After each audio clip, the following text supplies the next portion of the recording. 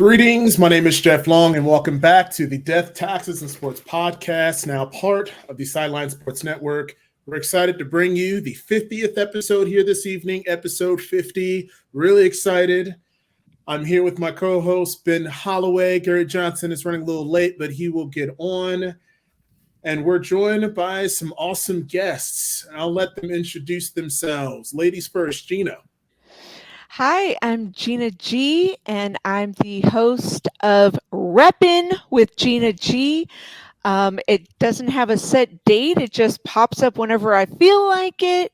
It's on Driving to the Top Productions, which is always streamed on YouTube. And I'm trying to bring back my show, which I had going for a year on, it's called Reppin' the NorCal Sports Show on IE Sports Radio.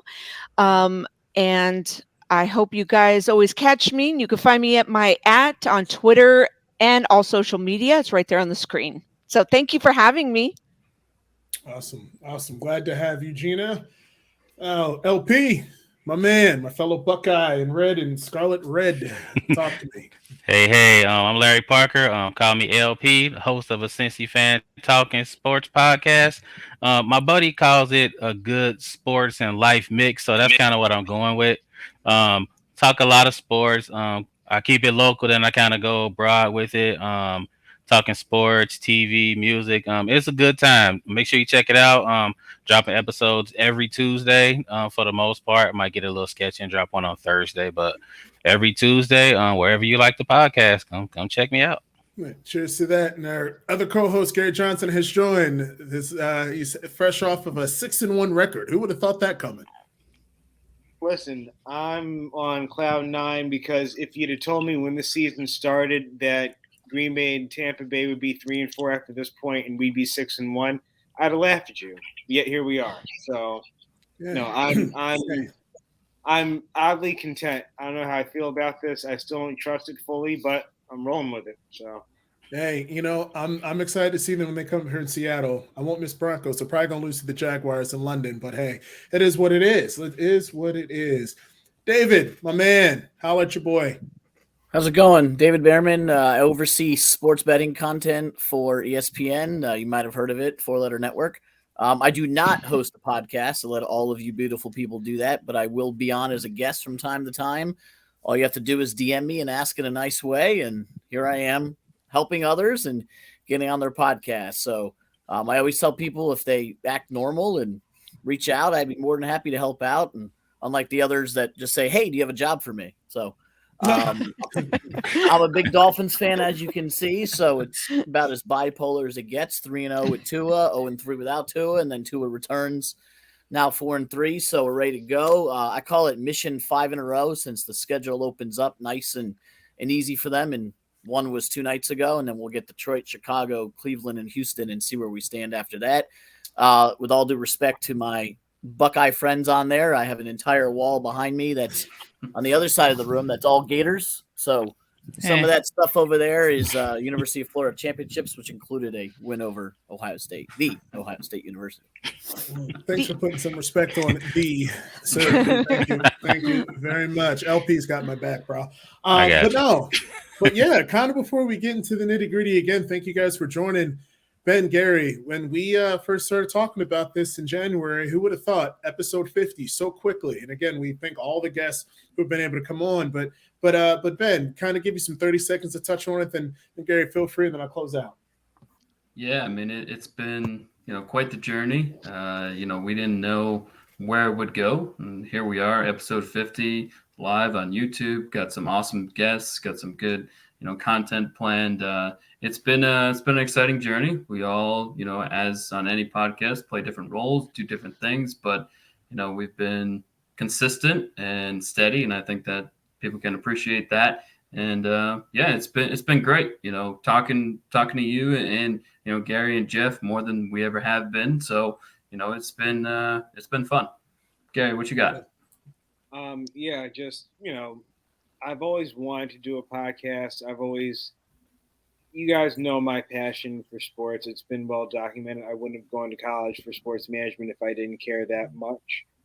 And I've wanted to do this, and never knew if I could do this by myself or if I could be a part of a team or something. And that's really what we kind of developed over these last 50 episodes, is just that team mentality where one might lack, the other two pick up on, and vice versa. Just, it's a blessing. And this has been just a year of like wins and blessings for me. So this just kind of adds on to it. And, I'm very happy to say I'm part of this podcast. Here's the first 50. Here's the next 50.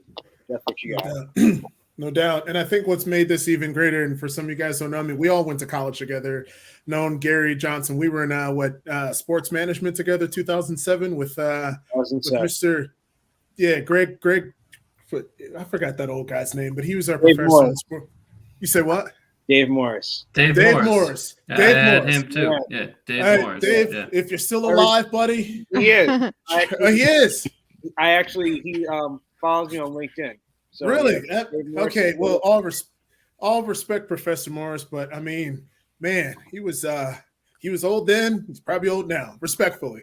But gentlemen, though, it's been great to really be able to do this episode with you guys. I met funny story. I met Ben at a club in Providence, Rhode Island in 2010, and the club was called Club Hell. Yes, sir. That is yes. No, like seriously, definitely it was called, true. Gary, you remember that place? It was a hole in the wall, but that place was a vibe, man. It was the most cost-effective way to get drunk and meet girls in Providence.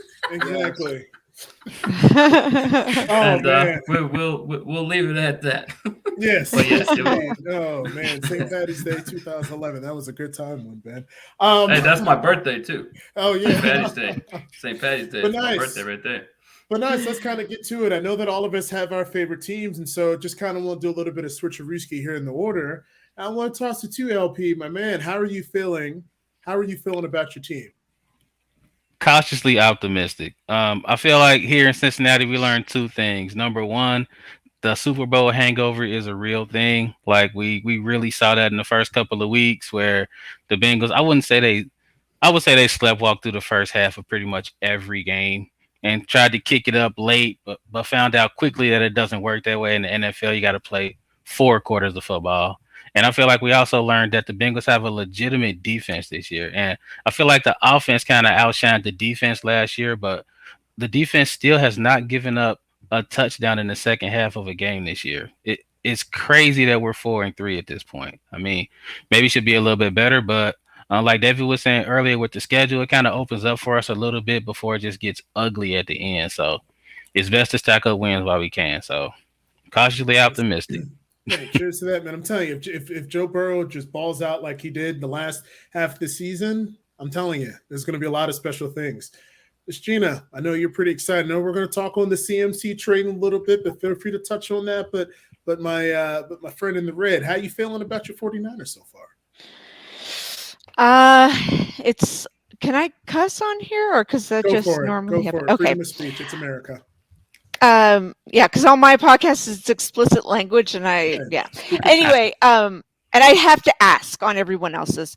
It's a bit of a shit show right now, and I didn't expect when Christian McCaffrey came on, Thursday with the trade, for him to know the playbook, obviously, but we heard of Shanahan getting a red zone package together, and you just get a little bit excited. But I personally didn't expect him to get more than like 15 snaps. So, but when I see Debo in the backfield, and I'm thinking, okay, well, in one of my fantasy leagues, I have Jeff Wilson Jr., still on, the roster. I didn't bench him. So I'm thinking, we still got Ayuk out there, but nothing came to be in terms of our offense. Like, we have this offensive genius and yet nothing going for us, offensively. So, and I know that our quarterback is limited and, the ceiling's already been hit, and then our defense was extremely lacking. So, and I think it's partially due to players coming back. The best quarterback in the league. Well, I mean, say, like I don't even need to. Herbert, Allen, Lamar. No, it's still Mahomes, people. I mean, that's just goes without saying, in my opinion, because Patrick Mahomes. A lot of people were saying this is, a revenge game. I was just saying a big rematch, a big game. We hadn't seen each other since Super Bowl 54. But, we had guys coming back off injury, in defense that Jimmy Ward had a cast on. Trent Williams, our best defensive lineman, like he came back from injury and probably too soon. Jimmy's getting a safety and you know what I'm saying? Like, and Trent just got pushed to the side by Frank Clark. I mean, it just, the whole thing was a mess. And now we're on a 2-win losing streak and we play the Rams. We usually, like, 7 times regular season, we've beat them. So hopefully we get this again. I mean, the only time we lost was NFC Championship last year, but regular season wise, we beat them. So I'm hoping that we beat them again and then go into the bye week with a little bit more confidence. So yeah, we're struggling on 49ers Twitter right now. But I still think you guys are going to win the division, and you guys have a almost 70% win percentage against Sean McVay against the Rams. So I'm feeling pretty good about the Rams. And the Rams are not the Rams of last season. They can't move the ball down the field, and they miss Odell Beckham. I think it's very apparent. Definitely. And I think what's his face, homeboy from Chicago that we were talking about for the longest time, whether he was going to be the biggest boom. Yeah, what you said, the biggest boom or the biggest bust. So again, we'll see. But my man, David, talk to us. How you feeling about your squad? Well, Tua's back, and really that's all it comes down to. We saw what happened at the beginning of the year, and they go 3-0, beating New England Patriots, Buffalo Bills, and Baltimore Ravens, beating Belichick, Harbaugh, and Sean McDermott's squad as Super Bowl favorites. As impressive a 3-0 start as you're going to see. Tua gets hurt, all the controversy around concussions. Teddy's in. Teddy's a backup for a reason. They lose 3 straight. They could have beaten Cincinnati, and they absolutely could have beaten Minnesota. I was at the Jets game. I go down to New York every year as my pilgrimage down there to see the Dolphins-Jets. Quarterback gets injured on the first play. You got a rookie guy who's never seen action in the rest of the game, and still the Dolphins had what people forget. They had a field goal to go ahead with 9 minutes to go in the game. It was a 52-yarder. It was missed. Jets go down the field and score. Turnover, score. Game's over. I march myself to my car. That being said, as I mentioned off the top, the schedule opens up a bit. Tua is back, whether that's controversy or not. We'll save the concussion discussion for another podcast. But you just beat the Steelers. You got the Lions. You got Chicago. I will be in Chicago for that. Then you get the Browns before Watson comes back, as well as the Houston Texans on Thanksgiving weekend, which I will also be at. And if you win all 5 of those, all of a sudden you're 8-3, and it's a different story. So we'll see what happens. I'm happy Tua's back. I'm more concerned about the injuries that are all over the secondary. Byron Jones isn't back yet. Needham got hurt last week in an Achilles injury.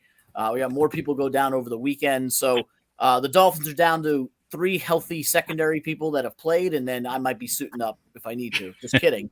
But cornerback injuries, offensive line injuries is what's held them back. But what I saw with Armstead back last week is an offensive line that protected Tua.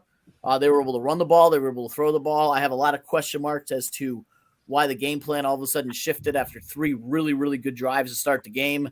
McDaniel said that, that's what Tomlin does. They adjust. The Steelers adjust, and the Dolphins weren't able to adjust back, which is sort of understandable. You're talking about a rookie head coach versus Mike Tomlin, who has led the Steelers to a 500 record in every single one of his seasons. So we'll see what happens the next 2 weeks. They're facing not Mike Tomlin type coaches in Detroit, Chicago, but I'm excited for what they can do. They have the offensive firepower to stick with anybody, and if the defense is healthy, we should be at least in playoff contention come January. LP. Quick question for you, David. I always wanted to ask the Miami fans this. Did you guys see this coming with Tua? Like, did you guys expect to be saying Tua's back, we're excited? I mean, because he was kind of sketchy for the first couple of years. I mean, a lot of playbooks changed on him and stuff like that. But I've always been a Tua backer. I wanted them to draft him from the beginning, even when they fell from the 1 pick to the 5 pick. I wanted him over Justin Herbert. Don't laugh. You never know how it's going to wind up. I mean, Tua has a better record than Herbert. He may not look as good as Herbert does, but I've been his defense attorney for 2 years, where I'll say that year one, obviously it was COVID and he didn't have a preseason. He didn't have a training camp. He's coming off a possible career-ending injury. Didn't start the season and was thrown into the fire and had nothing to work with. They had a defensive-minded coach in Brian Flores. They had an offense that was no different than my 8-year-old's flag football team's offense. And you're throwing you have Myles Gaskin in the backfield, and you have a couple of wide receivers who can't get open, and Devontae Parker and others, and you just didn't have many weapons. You go to year two, you still didn't have many weapons. You had a better offensive line, but then he got injured back and forth. But what you saw was a Dolphins team that started 1-7, and then Tua came back. All of a sudden, they were one game out of a playoff spot. They go 7 in a row, 8-7, and they had a shot to make the playoffs before getting their butts kicked by Tennessee and at the end of the year, and then, of course, Buffalo, as always. But you can't necessarily blame all that on Tua, considering he actually won games as opposed to Jacoby Brissett or Teddy Bridgewater, etc. So then I basically said at the end of year two, you got to get him weapons. If you get him weapons and an offensive-minded coach, that strips away all of the excuses. If he doesn't do well in year three with Tyreek Hill, Armstead on the line, Cedric Wilson, Jalen Waddle, Raheem Mostert, Chase Edmonds, and an offensive-minded guru and Mike McDaniel, then I admit I was wrong, and you move on. So in some respects, yes, I did expect it because I always knew the talent was there. There's a reason why he was number 5 pick in the draft, even off of a career-ending injury. But you got Waddle and Hill. You got Gesicki, you got Wilson, Mostert. You have a solid offensive line. They should be doing a lot more of what you saw in the first quarter of that Steelers game against a not bad Steelers defense. So, football tends to be a chess match. And when you got a rookie head coach comes out of the gate, does awesome, and all of a sudden Tomlin makes some adjustments, you got to be able to adjust back. And there were a lot of questionable calls in the second half by the Dolphins. But after 7 weeks of the season, Mike McDaniel has 4 wins with his starting quarterback. He's beaten Belichick, McDermott, Harbaugh, and Tomlin. So I'm pretty excited about that. Gotcha. You have to be. I miss McDaniel. We like him. There were a lot of head scratching calls in that second half the other day, but I will chalk it up to the fact that I have pimples that are older than him. So. The one thing that's really frustrating is, like, you look at the Bears, for instance, right? You look at Justin Fields, LP, our boy, like, the man is talented. And you look at the game on Monday, you look at the last game, he made some really good throws. And you can imagine if he had a couple Moonies, right? Maybe a little bit better. The man has no talent around him. And I like what the Jets did by adding Breece Hall, even though his season's done. Garrett Wilson, you could see them at least trying to give him weapons to put him in a position to succeed. And so if you're a Bears fan, you're definitely a little bit frustrated. But Gary, 6-1, how you feeling about your Giants? As I said at the top of this, if you had told me at the start of the season that Tampa Bay and Green Bay would be struggling and we'd be the 6-1, I'd have laughed at you. Like, we're playing with house money. And frankly, it's one of those, like, this is just football at its finest. This is literally just any given Sunday. And if nothing else, we're resilient and we just find ways to win. And we've literally found ways to win 6 out of these last 7 games. And, yes, every game has been a 1-score game. And really, if you think about that 1 score, we could easily be 7-0 alongside the Eagles, but that's neither here nor there. I think that you look at their schedule, and I have it up right now. They are at Seattle this Sunday. Then they have a bye, then home against Houston and home against Detroit. There is a distinct possibility. I don't know how big. I'm realistic, so I'm not saying it's feasible, but it is a distinct possibility that on Thanksgiving Day, when we go into Dallas to see your Cowboys, Ben, we could be 9-1. Who the hell called that? Seriously, like, there's not. Even the most ardent, and I'm a diehard Giants fan. I've been there good and bad, and there's been a hell of a lot of bad this last 10 years. There's no way in hell that anybody would have said, "Oh, we're going to be 6-1 at this point." with the potential to be 7-1 going into the bye and potentially going into Dallas on Thanksgiving and being 9-1. Like that, no one would have called a long time, at the start of the season. And frankly, I was talking to one of my best friends. He was saying that game's kind of our Super Bowl because, frankly, we don't know whatever else happens the rest of the season. If we can go into Dallas and beat Dallas, I'm good. I said when the season started, give me 6 wins. Ben and Jeff can attest to that. I said, just please give me 6 wins. That's all I asked for. And they've given me that before Halloween. Like, I'm good. Whatever happens from here, it's straight gravy. It's whatever at this point. Like, seriously, when you set the bar so low, it makes everything that much sweeter afterward. But frankly, like I said, there's not a Giants fan on the planet that would have said we would have had this hot of a start. And you look at these next 3 games, it is doable. 9-1 is there. And then, of course, you got a hell of a slate coming between at Dallas, home against Washington, home against Philly, at Washington, at Minnesota. We're going to find out from that point exactly what the Giants are in the pecking order of the NFC. If you just, I did not believe we would have been a playoff team. At this point, it'll be a real disappointment if we're not. True, hey, cheers to that. But how about those Cowboys? Yeah, it was kind of ugly on Sunday, similar to, Tua just coming back. I mean, there were different injuries, but if any realistic Cowboys fan or Dolphins fan was thinking they're going to throw for 304 or 5 touchdowns, like you don't deserve to have a conversation. Like Dak especially was out for like 6 weeks or 5 weeks. Like I knew it was going to be a little bit rusty. And to be fair, if Noah Brown didn't fumble right before the half, they would have been up 10-6 at half, which still is nothing impressive, but it still would have been, a little bit different. He just got flipped completely, like unbelievable tackle, and he fumbled it. But really, the defense, as it has been the story last year and this year, Dan Quinn, Jerry Jones, don't let him go. No matter what you do, don't let him go. Dan Quinn's made a huge difference. And I had Cowboys fans before the season, say that, or even after week 1, that Parsons was the best defensive player. And I couldn't get there yet, but I'm there. Like he can play anywhere. I've never, and it's only 2 years, and I'm sure there has been a play or two where he has been, but every time I've seen him cover a receiver or a running back, they either don't throw it to him or he pass deflects it. He's never given up like a catch. He's obviously elite at rushing. Like he is a hybrid. He's a true positionless defender and can do multiple things at an elite level. There's nobody else in the league that can. So by default, doesn't that make him the best? So to me, now I'm confident in saying that Micah Parsons is the best defensive player. So yeah, I'm very happy with where we're at. I mean, that's wishful thinking, but we know who the best defensive player is, and that's Von Miller. But I digress. But anyway, I knew Gary was. I knew it. Where's the camera? I had to say it. You had to get there. So Jeff, forget Von Miller. How are you feeling about your Broncos? Oh man. Look, I'm just gonna keep this very short and sweet. Russ ain't cooking, and we ain't riding with Russell Wilson right now. Russ is making some sloppy sandwiches right about now. He on his ramen noodle game. Nathaniel Hackett can't hack it. Okay.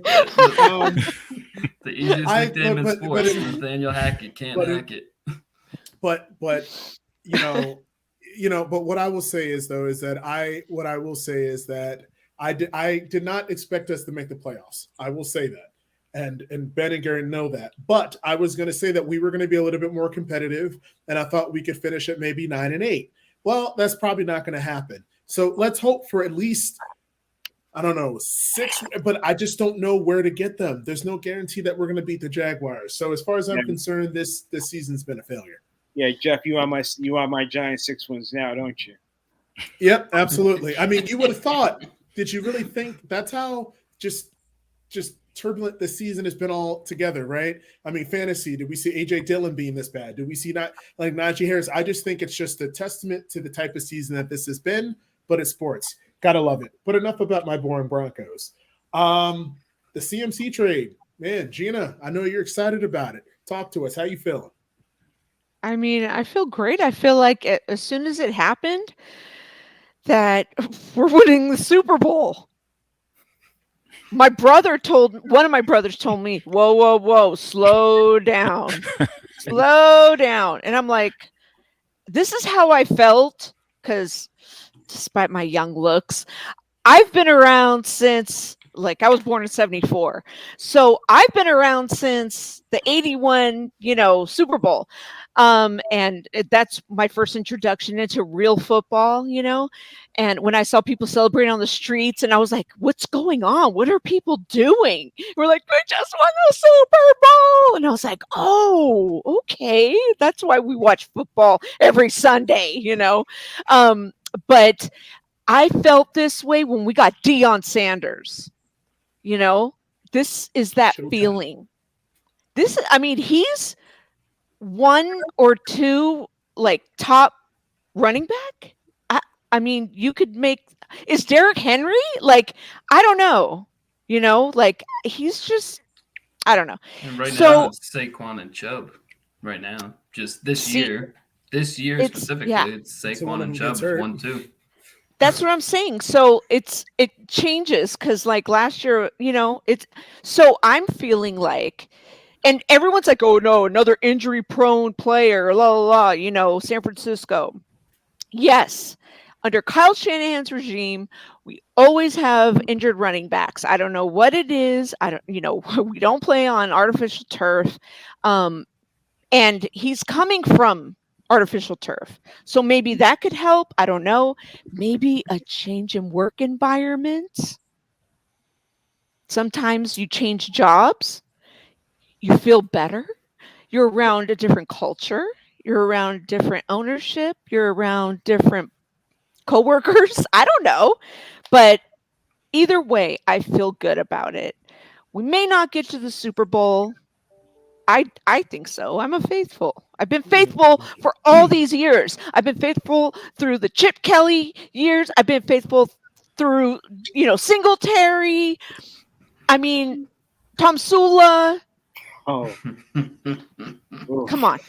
So if we don't get there and our offensive genius, doesn't put together some packages for him, I swear to God, I'm still faithful.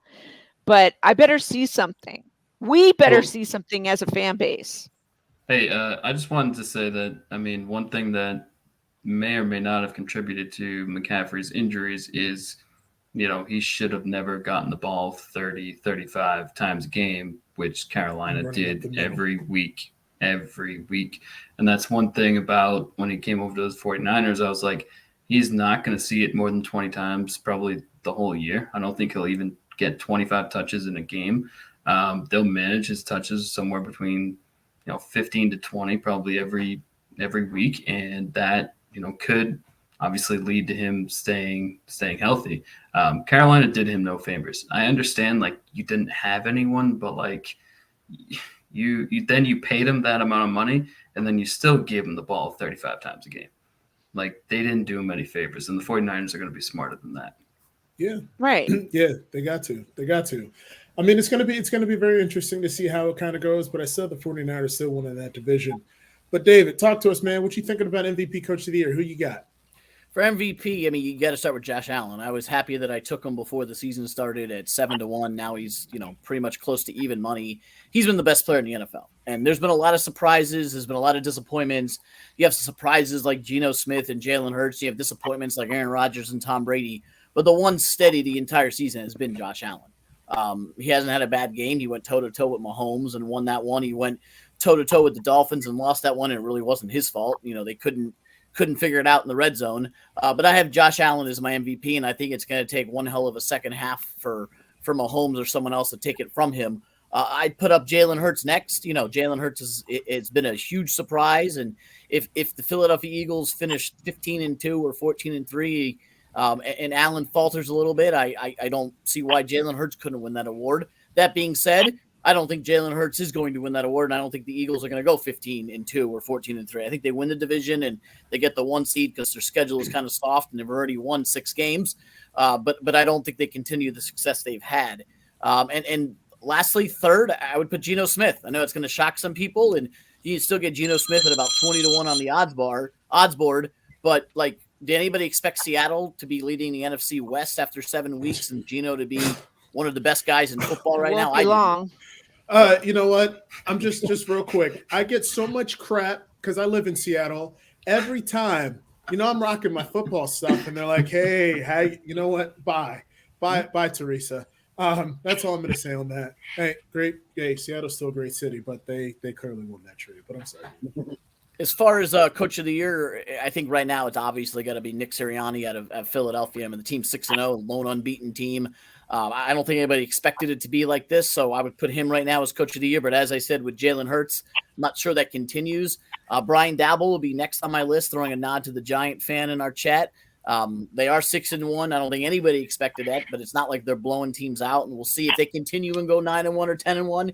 He has that wrapped up. And just like Geno, I'll throw a nod to Pete Carroll, who was criticized for the way he was handled Russell Wilson and let him go. And they thought that Seattle would be the worst team in football this year. And here they are, temporarily, Gina, leading the NFC West.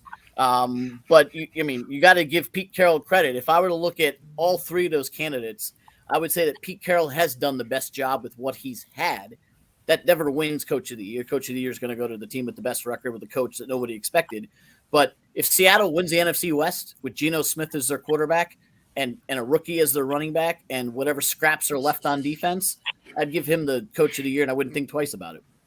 Kenneth Walker's talented, and I think a lot of people are sleeping on him. That's why I held on to him, man. When I saw him play against us and the way that he is just fast and strong. You can hope, can the man stay healthy, because he had a hernia situation. So we'll see. Let's just kind of keep this going. LP, what you got, man?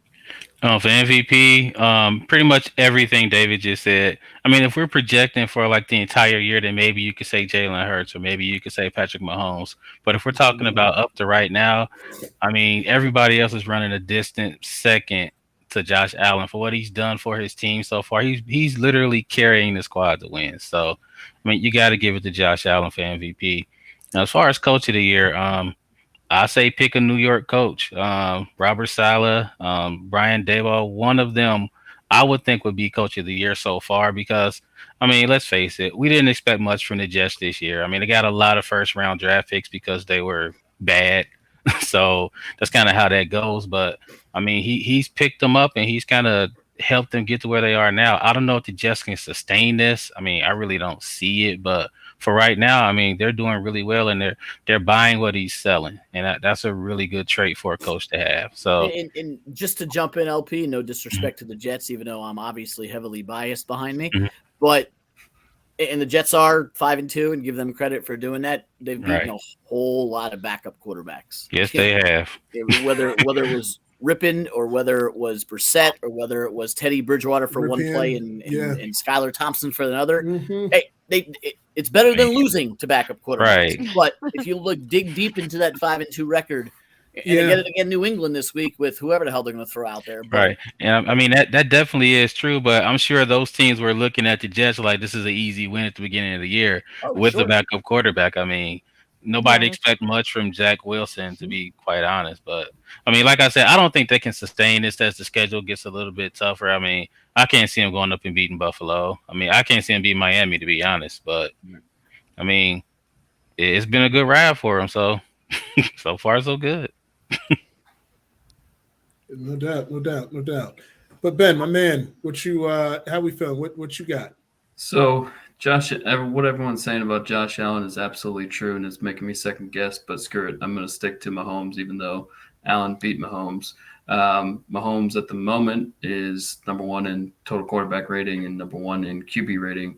Leads the NFL with 20 touchdown passes. Everything you guys both said about Josh Allen is true. And if he didn't make one of the worst throws of his life in Miami to Isaiah McKenzie, that wide open, you know exactly what I'm talking about, David. Like less than 2 minutes left, he has McKenzie wide open for a touchdown, 5-yard pass, and puts it in the dirt. they'd be undefeated, and no one would even be saying the Eagles were the best team, which we'll get to power rankings soon. But I am sticking with Mahomes for now. Like I said, I acknowledge both of you guys made awesome points on Josh Allen. As far as coach, I got to go with Daybell, man. I mean, I know they've won, fourth quarter, comebacks, several, I think 5 out of their 6 wins. So is that sustainable? I don't know. But the fact that that is happening, normally that's because there's a great quarterback. It's not the case in New York. Daniel Jones is definitely not a great quarterback. He is making plays when they need him to make plays. But the fact that they're 6-1 has a lot to do with Brian Daboll. So for me, for right now, he would be my coach of the year. Okay. Nice. Looks like I'm facing some technical difficulties here, but you guys can still see me, right? Yes. Or hear me? You guys still hear me? Well, don't mind my technical difficulties, but don't worry about it. It's not a big deal. Okay. Yeah, well, I'm still here, guys. We're still going. It's not a big deal. But Gary, did I once was on mute for like 2 minutes, so don't know. It was like 20 seconds. I was on mute, so don't even worry about it. No, it's all good. It's all good. But let's keep this going. Gary, what you got, buddy? All right. So for the MVP, I'm going Josh Allen. I think that's pretty. For every argument that's been expressed thus far, I think he just clearly is playing head and shoulders. They're the best quarterback of anybody in the league right now, and that's including Jalen Hurts, who I think would be a close second in the race. But I do believe that Josh Allen should pretty much lock that up. As far as for Coach of the Year, it's hard not to go against Brian Daboll, and forgive me for being the homer on that one. But, again, when you look at who the Giants have ultimately trotted out there to start this season, that's not a 6-1 team, but yet we're a 6-1 team. So as of now, I'm leaning towards him. I know Nick Sirianni being undefeated. If you give it to him, if he finishes the season with a strong record, hey, all power to him. But it's kind of hard unless the Giants just bottom out. It's kind of hard to say he's not worthy of Coach of the Year. And the point that was made about Pete Carroll held. You think about every talking head, every pundit, everybody has said that the Seahawks were in tank mode. It's time for Pete Carroll to move on. It's time for him to retire, whatever the case is. Yet here we are at this point, and they're playing relevant football, and he's doing this with Geno Smith. Then not only is that Coach of the Year, that might be sainthood. I don't know. It's on the same level. So. Nice.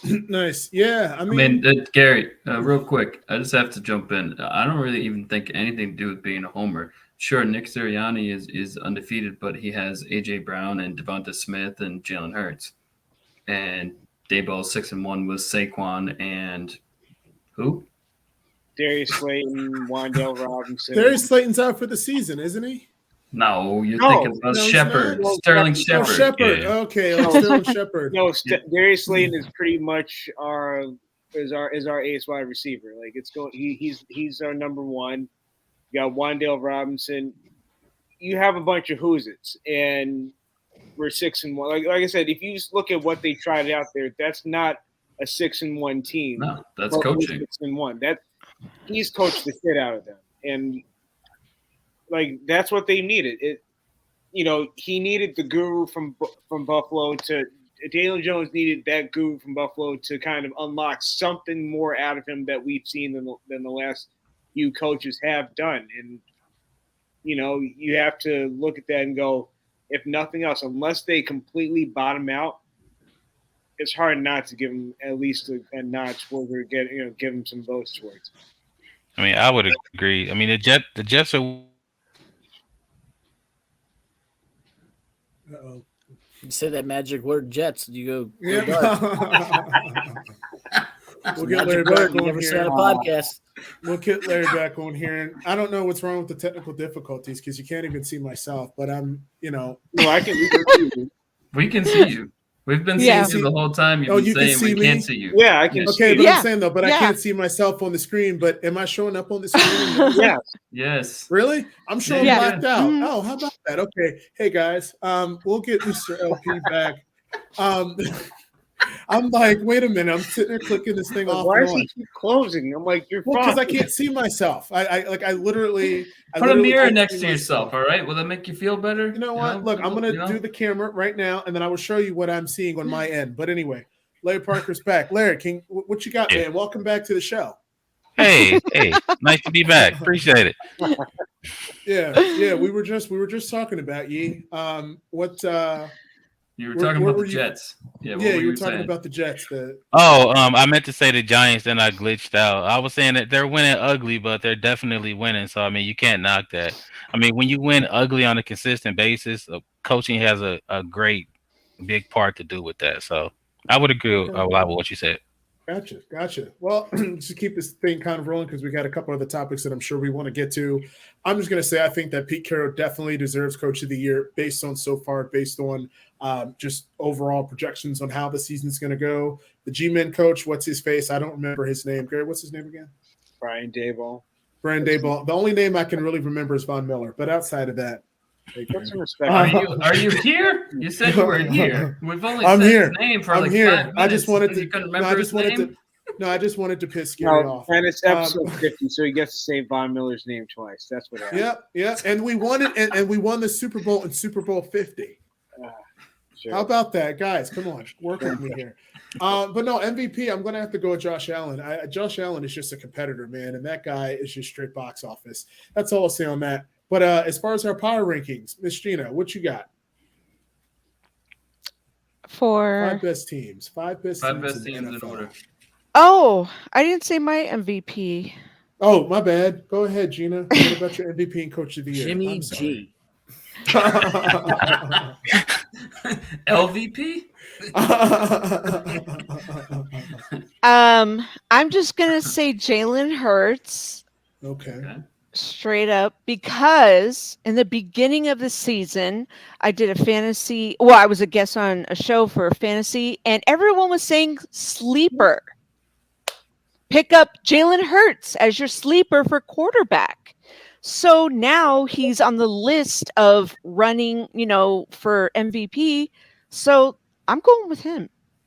And as far as Coach of the Year, I'm sticking with Daboll because he just really turned this shit around. So that's my story, and I'm sticking to it. Sounds good. What do you think about these power rankings? Let's see. Power rankings.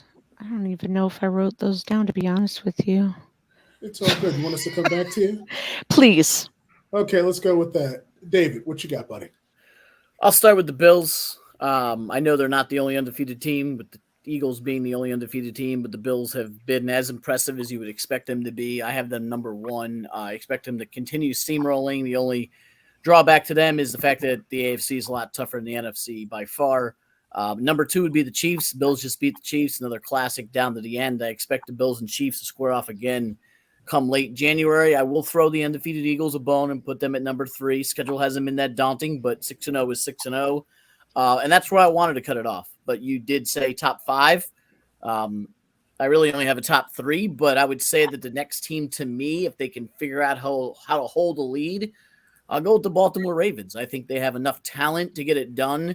The running backs get healthy, stay healthy with Lamar out there. They have a good crop of receivers, and call it what you will, but they have a Hall of Fame coach there. I think the Ravens, when I look at the landscape of the National Football League, I can't put the Giants, no disrespect, fourth. I can't put the Jets fourth. You can't throw any bones to Tampa or Dallas right now, even though I think both teams are more talented than anybody else I've just mentioned. But the Ravens and Bengals, who I have as 4A and 4B, the defending AFC champions, they're kind of right there, neck and neck, tied at the top of the NFC North. So I have them as 4 and 5. And if I had to go to another team, I'd throw the Cowboys up there. I put the Bucks and Rams in the same category, disappointing teams that should be better. Vikings, Dolphins, Giants, all on the same level. All of them could make the playoffs, and all of them could also miss the playoffs. But really, it's Bills, Chiefs, and Eagles to me. Okay. All right. Respect to that. LP, my man. Talk to me. All right. I got the Bills at number 1 because how can you not have the Bills at number 1? I have Philly at 2. I mean, they are undefeated, but I don't think they could beat Buffalo at home or on the road. So I have Philly at number 2. KC at number 3. I have Dallas at 4 on the strength of their defense and the fact that they're playing in the NFC. I feel like they'll probably find a way to win the NFC East. And hopefully win in the first round. Sorry, Ben, but I kind of had to say that. I don't really And, want them to win the division because all they do in the playoffs is lose at home. I'd rather That's them facts. go. I'd rather them be a wild card because it seems like when there's pressure, they do not live up to it. I've seen it. I've seen enough. I've seen enough playoff home games losses in my adult life. So screw it. Let the Eagles win the division, and if we make it further in the playoffs, then better for it. But I'll believe it when I see it. It's been a long time. Hey, last year was the first time we saw Bengals winning the playoffs since 1990. So I feel you. Feel your pain. For fifth, I kind of did a 5A and 5B. I had the Bengals there on the strength that they're getting hot, and I have Minnesota there as well because I feel like they're gonna take the NFC North, and if Kirk Cousins can show up on a game that's not a regular season game, they might be dangerous. So it's kind of like my 5A and 5B. I mean, that's real. That's real. I mean, no bias towards those Bengals, right? Nah, I would have put them higher if there was bias. Okay, gotcha. Okay, all right, Gina, you're back. Yeah. How we feeling? Okay. No pressure. Here's what we got. The Chiefs, number 1. Number 2, the Bills. In no particular order, Eagles, 49ers, and Giants. Okay. All right. 49ers, you cannot count out the 49ers. Well, I'm sorry. What? No, I'm saying I'm rooting for the Bills now because my Broncos are putrid. So, Gary, you know I'm rooting for the Bills, right? I wonder why, Jeff. There's a certain number 40 there. I'm just saying. You don't need to egg it on. No, he wants one more reference, and I'm not giving it to him. But I wonder. Well, we can all tell why. The Packers are done. Sorry, Cowboys. Bucks are done. I'm not scared of anybody else. Bucks are painful. Bucks have been very painful to watch, and Ben, I know that you mentioned in an episode a couple of weeks ago how they started out 3-3. I don't see this being turned around. I don't know. They have a better chance to turn it around than Green Bay, though. They at least have Mike Evans and Chris Godwin, and Green Bay has. I think if Mike Evans could stay out of trouble. Yeah, we'll see that. No doubt. But Gary, what you got, man? So my power rankings match the worldwide leaders' current power rankings. So if you want to reference it, you can definitely go to ESPN.com and check it out right now. But number 1 is Buffalo, I think, for the reasons have been stated. 2, the Eagles, 6-0 is 6-0. Kansas City 3. The Giants are 4, I think. And actually, I'm going to pause right there. I'm going to flip it. I'm going to say that Minnesota is the 4th, is 4, and I'm going to put my Giants at number 5. I think Minnesota has more talent than the Giants do and has the better recipe for long-term success, especially in the NFC North. With the Giants, we still have, like I said, we haven't played anybody in our division short of Dallas in week 3, I believe. And the next, after our nice little fluff 3-game stretch, we then get to see what we really are. So I'm going to go ahead and say I'll put Minnesota 4 just off the strength of their potential, and then the Giants number 5. Okay. Nice. I like it. Ben, final. Toss the ball off to you. I understand that it's very, I'm just a little bit, I guess I want to pose the question, what makes, and if the only answer is Josh Allen, I guess that's okay, but what makes the Bills better than the Eagles? Just because Josh Allen's better than, like, the Eagles roster, I think, is right on par, and we're all saying essentially Bills are number 1. I'm just, where's the weakness on the Eagles team? So just real quick, I just want to know what makes the Bills So here's my demonstratively thing. better than the Eagles. Here's my thing. One, I think is continuity. I think is very, very, very important. Two, Josh Allen has kind of come of age as of last season, and they've already kind of proven it since last season that they are capable of being able to have sustained runs and to be able to go toe for toe against the Chiefs, right? And you look at the Eagles, for instance, they were just kind of putting this team together, and there was already questions coming into this team. And I think that their record and the wins that they've had don't necessarily stack up to what the Bills did. And for the Bills to be able to go and beat Kansas City in Kansas City, where they've struggled traditionally in close games, I think that kind of puts them up just a little bit of a nod. And I think that quarterback makes a difference. I trust Josh Allen more than I do. The Eagles have the better offensive. The Eagles have the better offensive line and the better running game. Wide receiver groups are pretty much equal. Defensive line, the Eagles I know you got Von Miller, but the Eagles defensive line, if I go roster by roster, it's not obvious as what we're saying that the Bills are better. I think Don't the Cowboys hate the Eagles? I'm a realist here. I call it how I see exactly. it. Look at that jersey and the fact that he hates on. Don't you hate the Eagles? Yes, and they have Von Miller. I'm just messing with you. I know you are. I'm just saying it's not just you guys. It's everywhere. Nobody has the Eagles at 1. And I don't get it. I almost put them at 1. Schedule is schedule, but they do not have a weakness. Chiefs should be 1 in my opinion. So anyways, I kind of thought about have a response. I want to know what to anyone really. Pose it to anyone.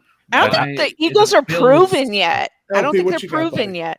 I kind of thought the same thing. I kind of had Philly 1 at first, and I really thought about how Buffalo has been winning as opposed to how Philly has been winning. And other than the one loss where we had like the bonehead play that Josh Allen made, I mean, Buffalo has been consistently playing great offense and defense. And I really can't say that for Philly. So that's why I put Buffalo at 1. I mean, I figured it was really close, but when I looked at the consistency, I just thought Buffalo was more consistent in their wins than Philly was. Definitely. And look at the teams Philly's been playing too, and their schedule coming up. I know, but you can only play who you can play. I mean, I didn't really even factor that, like who they played. I was more like, this is. I kind of looked at it more like a college thing. Like you have two really good teams, and one's winning better than the other one. The Eagles let their foot off the gas quite a bit. They could have beat that Sunday night game. They were up 20-0 against Cooper Rush. You should have won that game like 35-7. And but they're playing Dallas, and they don't like Dallas. Like you're not supposed to take your foot off the gas. That's what I'm saying. So that's part of it. They've had big leads, and they've took the foot off. What does the that jersey say? Anyways, at the top? It says Cowboys. All right, enough. Would you guys let me get through 2 through 5? I wanted a conversation. We've had a conversation. Now I can say my 2 through 5. Is that okay? Yes, you can, Cowboys. Now, I didn't say the Eagles were going to win the Super Bowl. I said the Eagles right now are my number 1. There's a difference. Okay, Mr. Bias. Okay, Mr. Bias, go ahead. Okay, Bills 2, Chiefs 3, Giants, Vikings. Okay, all right. Vikings, I tell you, man, the Vikings, what's his face? Kirk Cousins, the man plays like he's Dan Marino some games, and then some other games it's just like, oh, that's Kirk Cousins. Anyway, awesome. I agree with a lot of them. I mean, I don't think you can really go wrong with power rankings. I do not think that power rankings equals the best team. But again, we're kind of getting to that point where teams are who we thought they were. Cheers to Herman. I love that.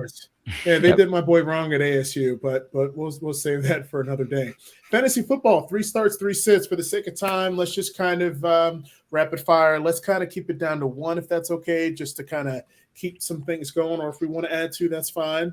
We can all do 3 if we just leave out the explanation. We can just do 3 that's names. fine. Okay. All right. So then the Cowboys are Holloway. All right. So 3 starts. Pollard. There's Cowboys. Okay, y'all happy now? Pollard, Ayuk, Drake London, which everyone is probably going to bench Drake London after what he's done the last couple of weeks. But did you say start them? Yes, that's my starts. And the sits would be don't get overexcited about Justin Fields. He's going against the Dallas defense, and that offense is not talented. He's not going to do that again.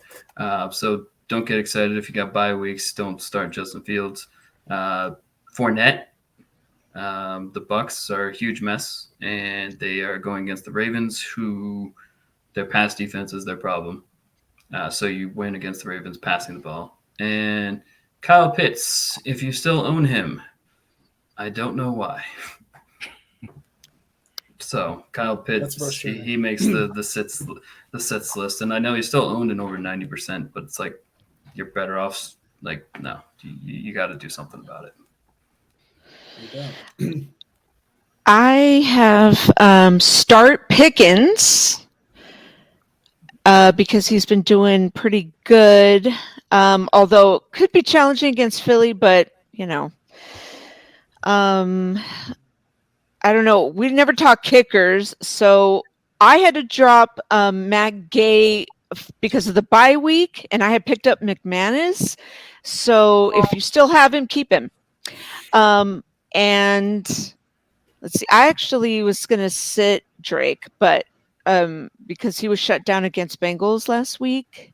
So I don't know if he's going to do anything against a motivated Panthers defense. And I have Najee as a maybe, but yeah. Okay. Cheers to that. Cheers to that. All right, Gary Dave. Okay. So I'll start real quick. So my 3 starts, Jalen Waddle, Ramondre Stevenson, Justin Jefferson. My 3 sits are James Conner. Literally anybody from the Lions. I don't trust them, and I'm going to say Kyler Murray. I think he's not worth it at this point. Probably should have studied a little bit more. There, I said it. For those games, so you said Jalen Waddle. I'll go with Tyreek Hill against the Detroit defense. I'll go with Josh Jacobs. I mean, the guy's the best running back in football right now. I'd go with him. Ron St. Brown against the Dolphins because the Dolphins cornerbacks are basically me, LP, and Gina out there. So start St. Brown. As far as sitting them, let's start with the Jets running backs. Obviously, they just made the trade for James Robinson, and obviously they don't think Michael Carter's the answer once Bryce Hall went down. Against a tough New England defense, you don't know who's going to be starting, who's going to be playing, so just don't go with either one of them. I know it's going to hurt, but I would sit Walker this week just because the Giants' tough defense. I wouldn't play him. He's not going to have 175 yards and 2 touchdowns. And similar to the Jets running backs, you don't know who's going to be the quarterback for the Patriots. I just wouldn't start either one. So don't start a New England quarterback. Don't start a Jets running back, and stay away from Walker this week. Okay. Yeah. Nice. I like it. LP, my man. I got start Deontay Foreman. Chuba Hubbard is hurt and CMC is gone, so Foreman should get a whole lot of run. Start Tyler Boyd. The Bengals are making a concerted effort to get Tyler Boyd the ball, and everybody's guarding Chase and everybody's guarding Higgins. Tyler Boyd's going to get a lot of yardage, and definitely find the Commanders' defense and start them. They play the Colts. That's all I really got. Find the defense and start. As far as sits, I would say sit Rashad Bateman. Lamar Jackson is heavy on hitting the tight ends, and the wide receivers kind of suffer for it. So sit him. Sit Michael Pittman Jr. because he's a Colt, and don't start Colts this week. And I went out on a limb here. If you have 2 solid quarterbacks, sit Aaron Rodgers. I am. Because if the game gets ugly, you might see a lot of Jordan Love in the second half. So only if you have 2 solid quarterbacks, make Aaron Rodgers the bench one. So that's my 3. I have 2. Well, I mean, for me, for the Broncos, sit Russell Wilson, and sit Russell Wilson. He ain't cooking and we ain't riding with him. And I think that another person that we're definitely going to sit is going to be Jerry Jeudy. I'm over him. Really? I'm even open. Yeah, I'm over him. I think it's time to trade him. Try to get whatever picks that you can. And then sit any Bronco that's carrying the ball, Melvin Gordon. Now, I think someone that I would definitely start if you're in a You know what? I'm not even going to go there with the Bills, but I'm going to say someone you're definitely going to want to start is Joe Burrow because he's just been balling out. And, I'm going to go on a whim here. I'm going to say start Tyler Boyd. that man kind of came out, kind of playing a little bit, right? And even as a wide receiver 3, he's probably one of the more underrated wide receiver 3s in football. If T. Higgins or whatchamacallit goes out, Tyler Boyd is a stud. Gary, I feel like you got something you want to say. You started to get to the point that I was going to make, but yeah, like it's frustrating because I do have him on the in the league that the three of us are in, that I do have him on my roster. And there have been weeks that I've sat him because just, there are weeks that he'll give me 5 points, and then there are weeks that he'll give me 25 points, and you just never know. And he's such a wild card, but it's almost like he's worth the risk. Like he's only scored 7 points for me this week, but I still have him in my starting lineup just because. Yeah, that 7 points can easily be 21, or it can really just be 7 or less. And I'm willing to risk it with him because he's shown enough that when he gets the ball, he really balls out. Yeah. When he doesn't, he's not consistent. But I'm willing to risk the former over the latter. Yeah. And he's been making noises down here that he wants the ball, and he doesn't normally talk like that. So when he says that, the team really respects that. And you saw against the Falcons, they made an effort to get him the ball, and you're going to see it a lot more because when 83 wants the ball, like they respect him, they're going to get it to him. So and that's what makes the Bengals so dangerous. It's when they're clicking with those 3 receivers and homeboy running back. I'm telling you, man, they can really do some special things in that defense. Minus a certain guy with the last name Apple, the defense can actually play some decent games. That's a cheers to you, Gary. I knew that you wanted to throw some shade towards. I know how much you love your boy, some Eli Apple. Listen, I was very pleased with how Super Bowl played itself out. Yeah, I mean, his last name is after a fruit, a fruit. Really scary. But LP, Gina, David. Guys, really appreciate y'all coming on. This was fun. Yeah, no doubt. Episode 50, it's been great. With a little bit of technical difficulties, but hey, we keep this thing rocking. Everyone else's teams are going to win, and my team is going to lose per usual. I'm really crapping on my Broncos, but they've been horrendous. I don't even know if I'm going to wake up. Themselves. What do you mean? Dude, the game is at 6:30 a.m. on our time. I'm not waking up at 6. Well, I'm not waking up at 6 o'clock in the morning to watch it. Like, no, that gonna happen. Jeff, I started. It is an ESPN Plus game. I get to give the shameless plug. ESPN Plus. There you go. Jags. Okay. There we go. Hey, Jeff, just so you're aware, I did start Jacksonville's defense this week, so this is gonna be fun. The disrespect is real, but no, it's all good. Guys, or reality is reality. yeah. Excuse me. How's your Cowboys doing? They're 5-2, and you're 2-5. So okay. I mean, but hey, look, listen. You know what? I'm just gonna wave the white flag on that one. Wise choice. Yeah, you weren't winning that one. That's a wrap for tonight's episode. We want to thank all of our supporters. Stay tuned as we get ready to march to episode 100 in the next 3, 6, 7 months, however long it takes. Nice. Until next time, take care. Peace. Thanks, guys. Yeah.